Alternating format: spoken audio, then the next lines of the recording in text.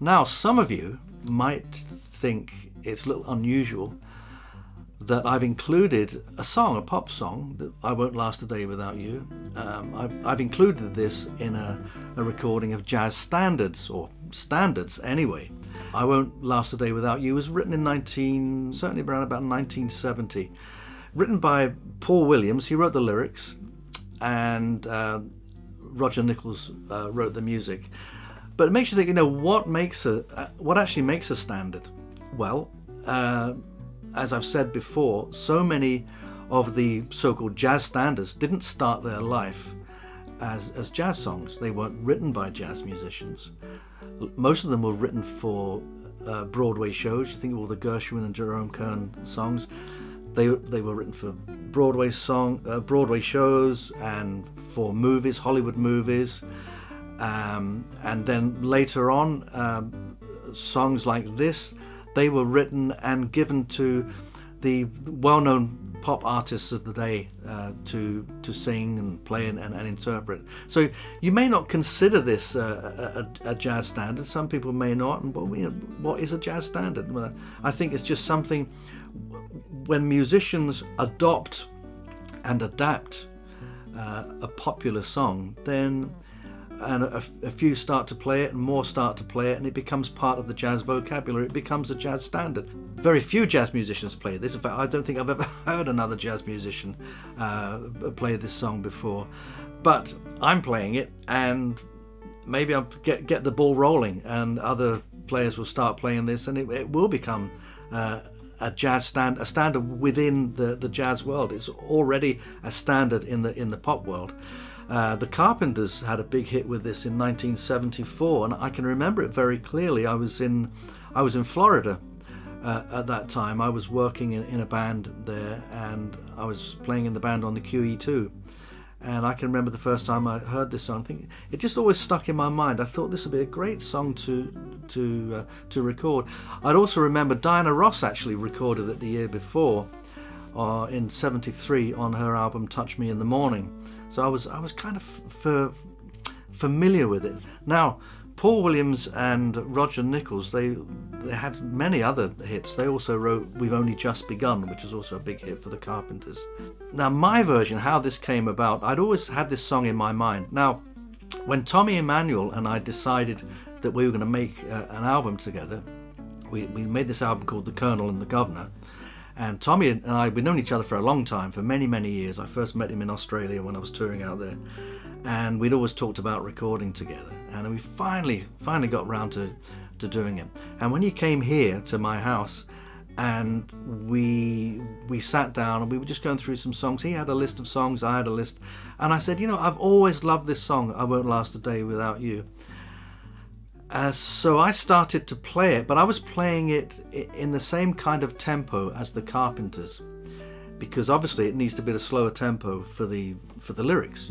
We tried to play it and we just went, this isn't working. So we dropped it and we went on to some other things. Then the next morning I woke up and I had the song going around in my head, and I was lying in bed and the song was going to my head. I said, I really do want to record that. I thought, I know, we'll take the tempo up. So that's what we did. We went from it being a kind of a slow bossa nova, going more into a kind of samba type of feel. And so then I came down. Tommy was already here with a coffee and got his guitar out and playing. And I said, let's try this. And we played it and we said, yeah, this is going to work. And then we went to Nashville and we recorded at a studio in Nashville. And it's one of the really, well, all the tracks are strong on that album, but that's one of the really strong tracks that always kind of stands out for me. Then when we started touring together, we toured in the States and Asia and Europe.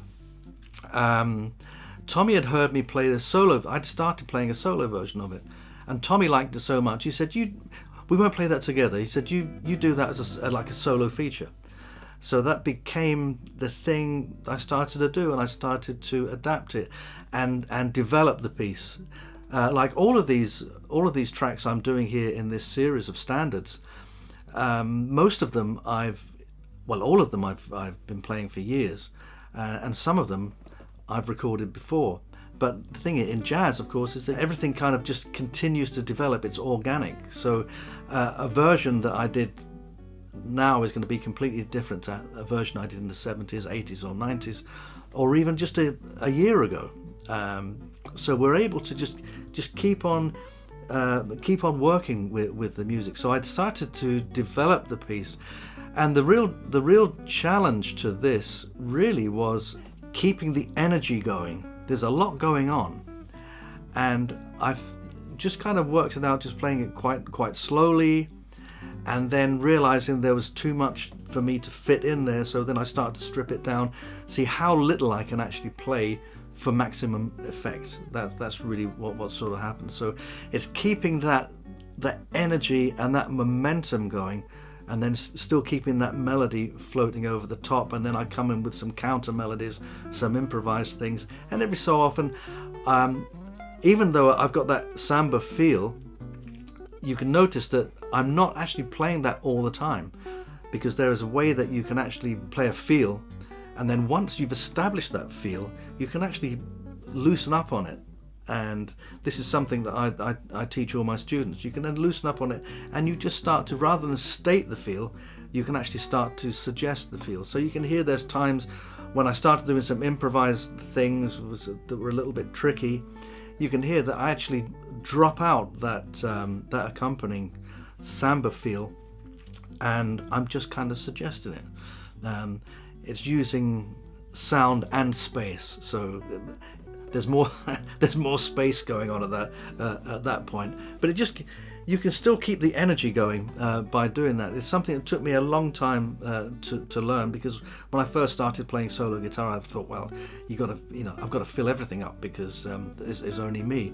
Then you realize, oh, actually, no, you can use space, and silence can be just as effective when you use them in the right place.